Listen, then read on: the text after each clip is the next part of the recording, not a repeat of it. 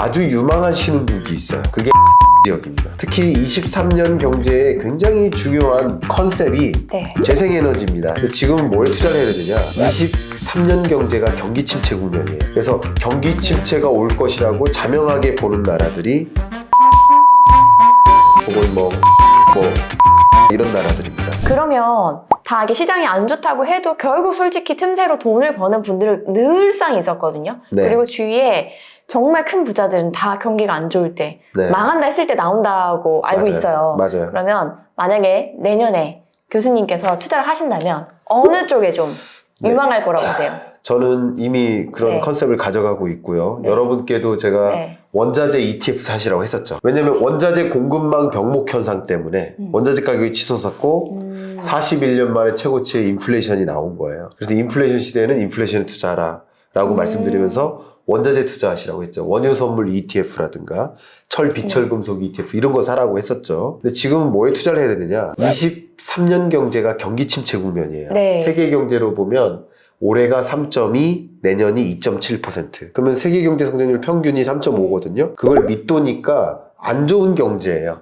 그런데 이 세계 경제 중에서도 선진국들이 유독 안 좋아요. 왜냐하면 미국이나 유럽 혹은 영국을 비롯한 이런 나라들이 가장 금리를 치켜 올렸거든요. 왜냐하면 고물가를 가장 많이 만나는 나라들이 네네. 극강의 금리 인상을 단행했어요. 그러니까 금리 인상의 역습을 받는 나라가 이런 나라들이에요. 선진국들. 이해가시죠? 네.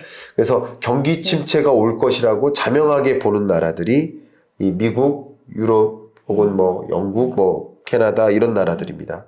선진국 권역이 어려워요. 네.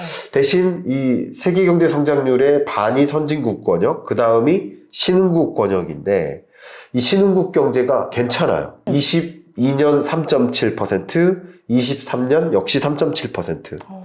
성장세가 나름 유지돼요. 이렇게 어렵지만. 근데 여기서 신흥국 중에 몇 개 신흥국을 뺄게요. 어떤 신흥국이냐면 외환위기가 이미 온 나라들 혹은 외환위기 가능성이 높은 나라들 빼면 아주 유망한 신흥국이 있어요. 그게 아태 지역입니다. 아시아 태평양. 말레이시아, 필리핀스, 베트남, 인도네시아. 이런 나라들이 네. 여러 가지 수혜가 있는데 네. 첫 번째 수혜는 이제 코로나19를 극복하는 과정. 뒤늦어요. 백신 보급 속도가 느렸기 때문에요. 이제 코로나19를 극복하고 있고 첫 번째. 극복하니까 우리나라도 여행객 수가요. 매월 대략 한 20만에서 25만 명이 나가는데 네. 현재 6, 7만 명까지밖에 안 올라왔어요. 근데 이게 제자리로 돌아가는 시점이 있겠죠. 네. 그게 23년이죠. 근데 주로 이런 나라들이 어떤 나라예요? 관광국이에요. 그래서 그런 면에서도 성장하는 가능성이 높고요. 아, 그러네. 그리고 제가 재작년부터 계속 얘기했던 게 미중 패권 전쟁인데 중국을 떠나요. 공장들이. 어디로 공장을 안착시켜요? 이들 나라로 안착시켜요. 그런 면에서도 유망하고요. 특히 23년 경제에 굉장히 중요한 컨셉이 네. 재생에너지입니다. 역시 또. 왜냐하면 미국의 IRA, 인플레이션 감축법, 그게 친환경 산업 더 부흥시키겠다는 거거든요. 유럽도 마찬가지예요. 그런 방향으로 친환경 산업을 적극적으로 부흥시키겠다. 이런 방향 속가에 반드시 필요한 게 태양광이나 풍력이나 전기차 충전 인프라, 배터리 여기에 공통적으로 들어가는 소재가 있어요.